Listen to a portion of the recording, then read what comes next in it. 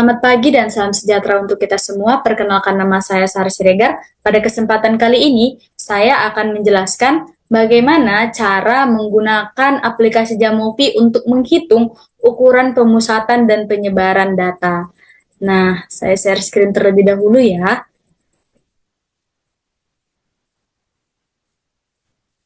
Nah, teman-teman, tentunya ketika kita ingin mengolah suatu data, kita harus memiliki data mentahnya terlebih dahulu seperti ini, teman-teman.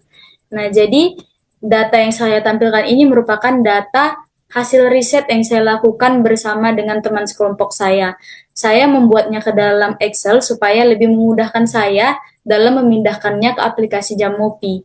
Karena jika saya memindahkannya secara satu persatu, itu akan memakan waktu yang lama. Jadi teman-teman boleh menggunakan cara ini juga agar kalian nanti mudah memindahkan data yang kalian peroleh ke aplikasi Jamovi-nya ya. Baik, jika sudah seperti ini tinggal kita salin. Tinggal kita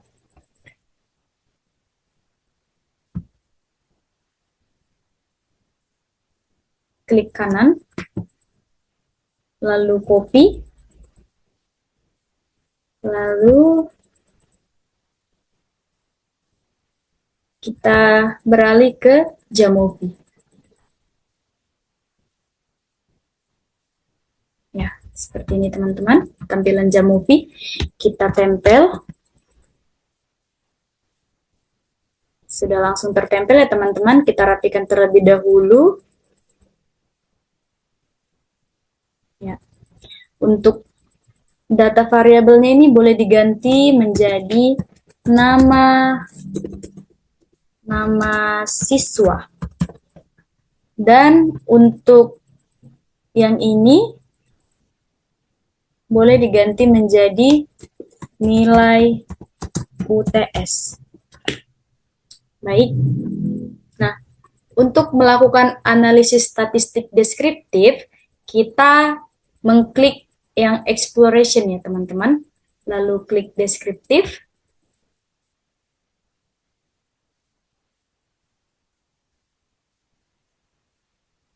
Selanjutnya kita masukkan nilai yang UTS ke kotak variables dan outputnya sudah keluar teman-teman. Ya, jadi sudah ditampilkan di sini nilai min-nya dari nilai UTS yang saya peroleh dari hasil riset saya itu ada 74,1. Nilai mediannya 73 dan standar deviasinya ada 8,45. Nilai minimum atau nilai paling kecil dari nilai UTS tersebut adalah 55 dan nilai maksimum atau nilai tertinggi atau nilai terbesar adalah 95.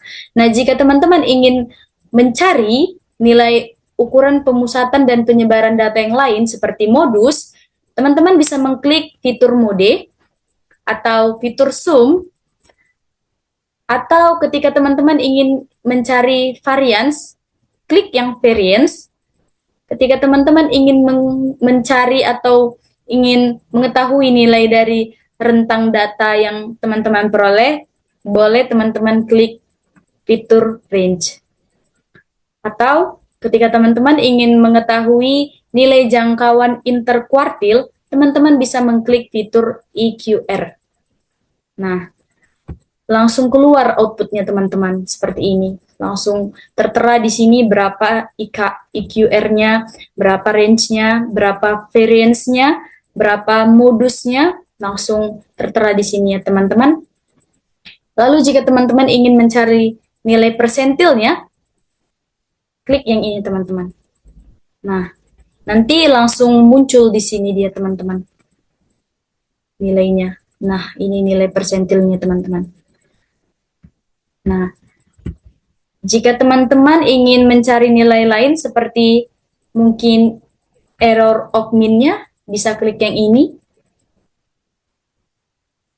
Ya, langsung keluar juga ya teman-teman. Di sini dapat kita lihat sama-sama. Nah, selain fitur ini teman-teman, fitur yang tadi, ada juga namanya fitur distribution, yang mana dia terdiri dari fitur skewness dan kurtosis.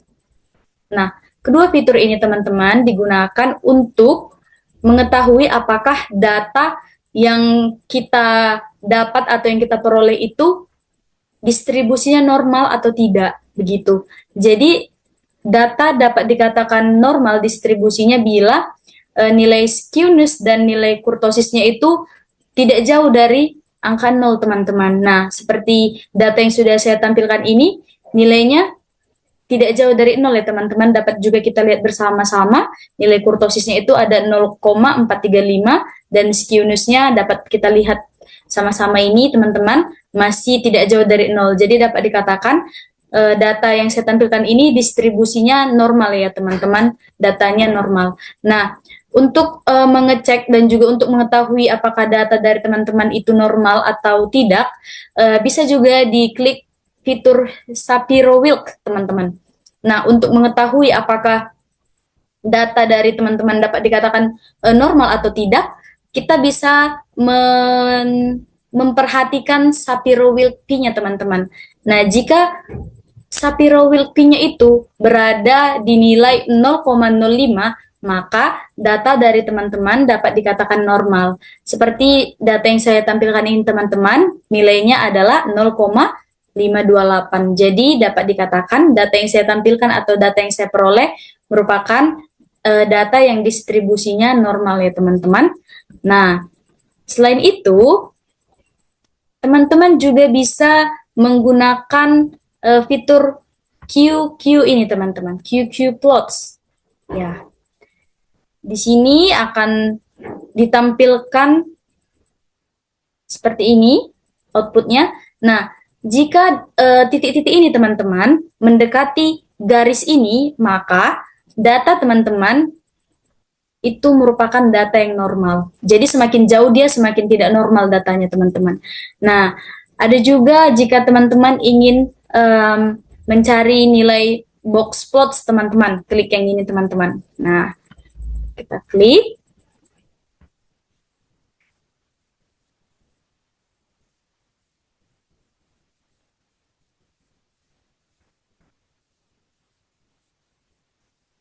Nah, maka tampilannya akan keluar seperti ini teman-teman. Jadi yang di tengah ini merupakan nilai min ya teman-teman, dan pusat datanya itu di sini dan penyebaran datanya itu di sini ya teman-teman. Jadi seperti itulah cara mencari, cara mengelola atau cara menghitung ukuran pemusatan dan penyebaran data menggunakan Jamovi teman-teman. Sekian yang dapat saya jelaskan. Sekian tutorial yang dapat saya berikan. Jika terdapat tutur kata saya yang salah, saya memohon maaf. Demikian, terima kasih.